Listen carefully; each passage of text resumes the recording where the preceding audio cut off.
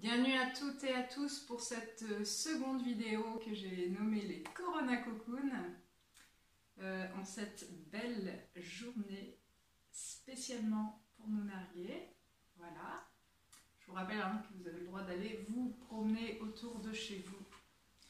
C'est l'occasion.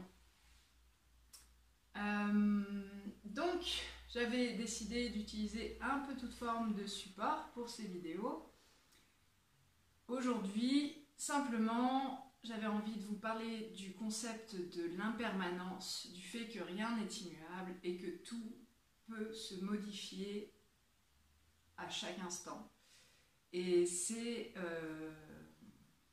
presque la définition philosophique de ce qui pourrait nous arriver en ce moment. Donc, j'ai simplement tiré une carte, voilà, d'un jeu qui s'appelle le Tao. Je vais vous montrer. Hop.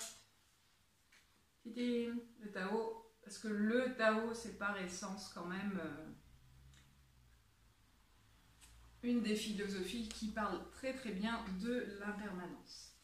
Et comme le hasard fait souvent bien les choses, voilà ce que j'ai tiré, je vais vous lire les mots-clés.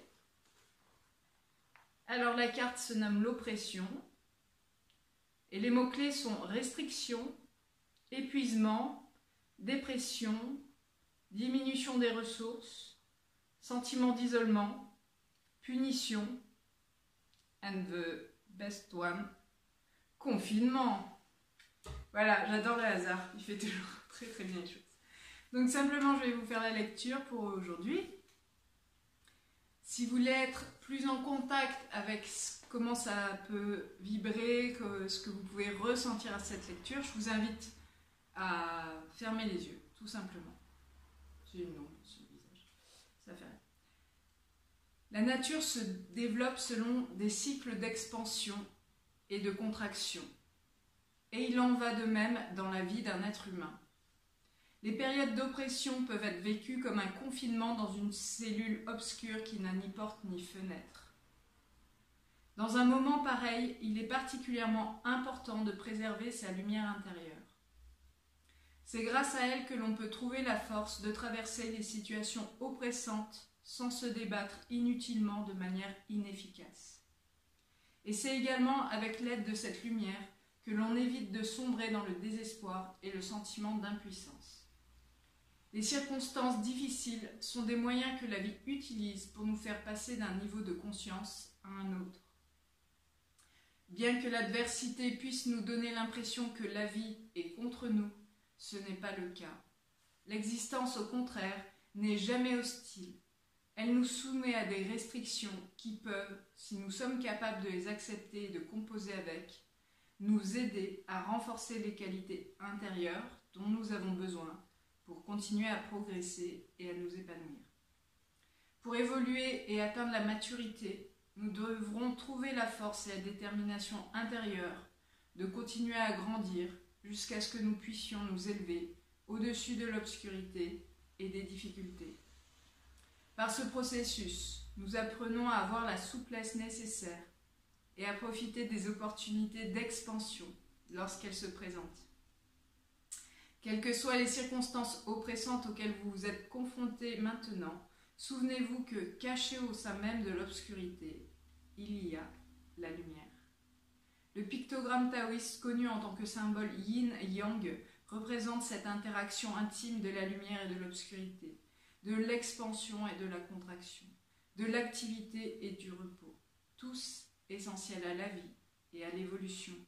La contemplation de ce symbole nous enseigne que la dynamique essentielle de la vie est le changement et que toutes les choses apparemment opposées sont liées de manière irrévocable.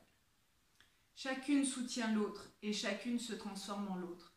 La qualité obscure yin et la qualité lumineuse yang coexistent dans un parfait équilibre, chacune atteignant son plein potentiel. Au centre de la partie sombre, il y a une petite graine de lumière et au centre de la partie lumineuse, une graine d'obscurité.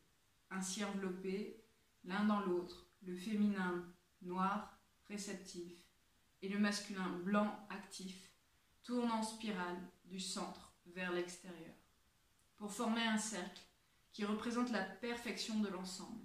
C'est l'interaction dynamique et harmonieuse des opposés qui influe sur toute chose et les renouvelle constamment.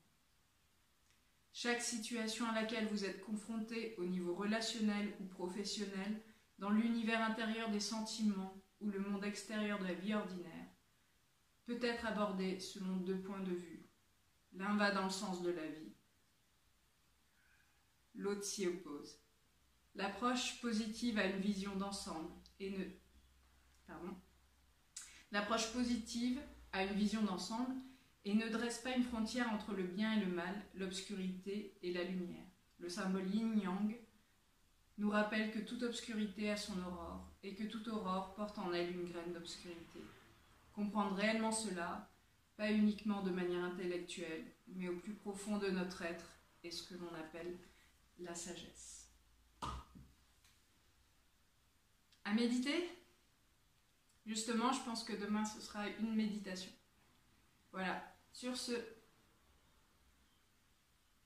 bonne et journée extrêmement ensoleillée aujourd'hui. À vous.